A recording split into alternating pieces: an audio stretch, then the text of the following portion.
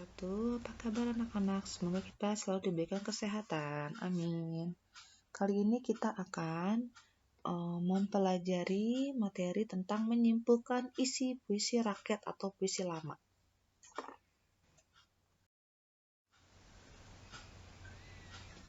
Oke, masuk materi selanjutnya, makna dan arti puisi rakyat atau puisi lama. Makna atau isi puisi rakyat dapat dipahami dengan baik jika mengerti kata-kata yang terkandung dalam puisi tersebut, baik dalam pantun, gurindam, maupun syair. Kamu harus menafsirkan arti setiap kata dalam puisi tersebut. Kata-kata dalam puisi sering bermakna konotasi, jadi kata yang digunakan makna yang tidak sebenarnya. Makanya kita harus mencari kata sulit dan mengartikannya. Berikut ini beberapa langkah untuk memahami makna puisi rakyat. Yang pertama, mencari makna kata sulit dan menafsirkan makna katanya. Ya, mencari arti lalu menyimpulkan apa sih maksudnya gitu. Yang kedua itu menguraikan isi pantun dengan bahasa sendiri. Yang ketiga mengaitkan isi puisi dengan kehidupan nyata. Jadi sebenarnya puisi rakyat atau puisi lama itu ada banyak ya. Ada mantra, tahu mantra kan? Mantra itu yang berisi mistis ya. Ada talibun, ada karmina ya. Tapi yang kita bahas hanya 3 nih. Hanya pantun, gurindam, dan syair. Nah ini yang pertama, pantun. Oke. Menyimpulkan isi pantun. Nah, pantun adalah puisi lama yang setiap baitnya terdiri dari 4 larik atau 4 baris. Melalui pantun, kita menghibur orang dengan permainan bunyi bahasa, menyindir atau menegur secara tidak langsung atau memberi nasihat. Jadi gini, pantun kan 4 baris nih ya. Nah, itu biasanya disampaikannya ya dari mulut ke mulut. Karena dulu kan tidak ada televisi, tidak ada radio, tidak ada handphone. Jadi hiburan mereka tuh ya ini, bermain pantun, bermain syair, bermain gurindam gitu ya. Jadi tujuannya ya untuk menyindir, untuk menghibur. Sampai sekarang pun masih dipakai. Misalnya kayak kalian melihat pernikahan adat Betawi itu ada palang pintu, itu kan buat menghibur ya. Balas-balasan pantun lah seperti itu.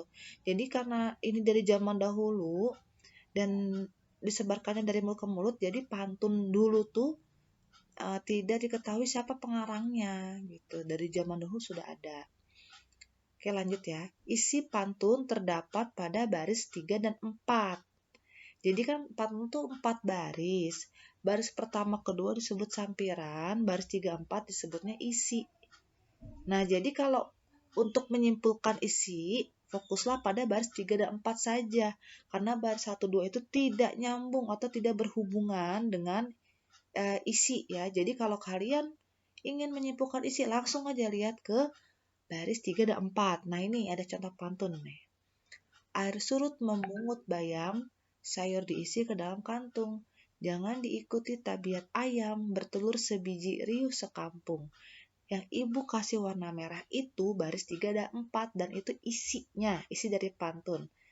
Nah, tadi ingat, sebelum kalian menyimpulkan isi pantun, kalian cari dulu nih kata yang sulit, ada nggak? Nah, ini ada kata tabiat. Tabiat setelah dicari di kamus besar, ternyata artinya perangai atau watak atau budi pekerti. Oke, kita simpulkan ya. Jadi isi pantun di atas adalah biasakan bersikap tenang dan jangan ribut hanya karena hal kecil. Nah, kita jangan kayak ayam bertelur 1 biji, ributnya sekampung. Itu nggak boleh ya.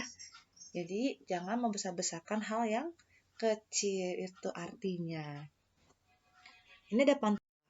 Kita baca ya. Baik bergalas, baik tidak, buli-buli bertali benang. Baik berbalas, baik tidak, asal budi sama dikenang. Nah, kita fokus ke baris 3, 4. Tapi kalau ingin tahu makna kata yang ada di bait pertama, di larik pertama ya nggak apa-apa. Bergalas itu apa sih? Bergalas itu tongkat yang ditaruh di bahu untuk menyandang, membawa barang-barang pikulan, tuh bergalas. Terus buli-buli apa ya? Buli-buli itu wadah sejenis guci yang terbuat dari tanah liat. Bentuknya bundar tanpa leher dan seterusnya. Tapi nggak apa-apa kita tahu arti-arti yang kata sulit ya. Walaupun itu di baris 1 dan 2. Nggak apa-apa kita cari ya kalau kita penasaran. Tapi kalau untuk menyimpulkan isi pantun kita fokus ke baris 3 dan 4 yang Ibu kasih warna merah. Kita simpulkan isi pantun di atas adalah berbuat baiklah kepada siapapun dan sebab budi akan dikenang ya. Jadi tetaplah kita berbuat baik walaupun tidak dibalas sama orang tersebut. Karena perbuatan baik itu akan dikenang dan tidak merugikan diri kita gitu maksudnya. Oke, lanjut. Menyimpulkan isi gurindam. Gurindam syarat dengan agama dan moral. Tak dimungkiri bahwa gurindam bagi orang dulu sangat penting dan dijadikan norma dalam kehidupan. Nah, gurindam ini lebih ke nilai-nilai moral ya. Moral, agama, nasihat ya. Nah, ini gurindam terdapat 2 baris. Jadi yang hanya 2 baris itu gurindam.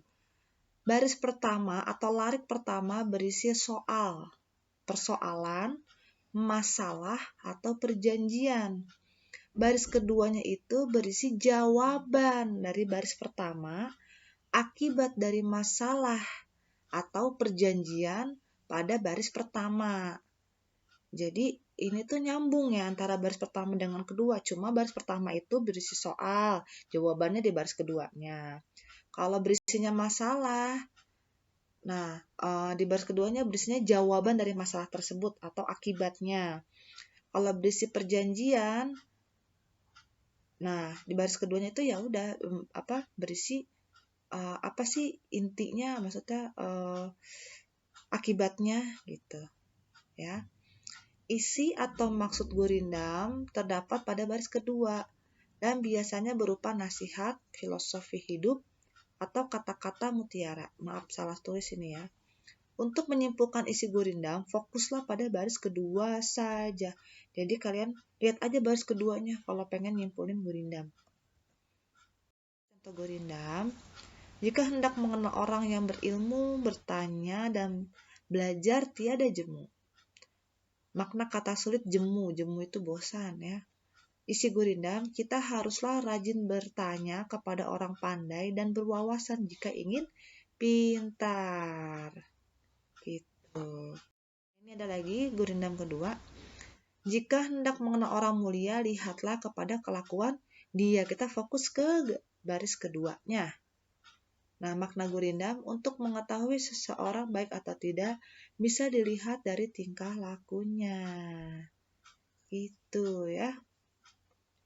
Nah, ini kan yang atas nih persoalan, bawahnya itu jawaban. Oke, lanjut. Simpulkan isi syair. Syair biasanya berisi tentang suatu cerita yang memuat nasihat. Semua baris dalam syair merupakan isi. Tidak ada sampiran layaknya pantun. Jadi kita harus memperhatikan semua baris dari baris 1 sampai 4 karena semuanya isi. Beda dengan pantun, sama-sama 4 baris. Cuma kalau pantun 2 baris pertama sampiran 2 baris isi, kalau syair itu semua baris itu isi. Jadi kalian kalau ingin menyimpulkan isi syair harus dibaca keempat-empatnya.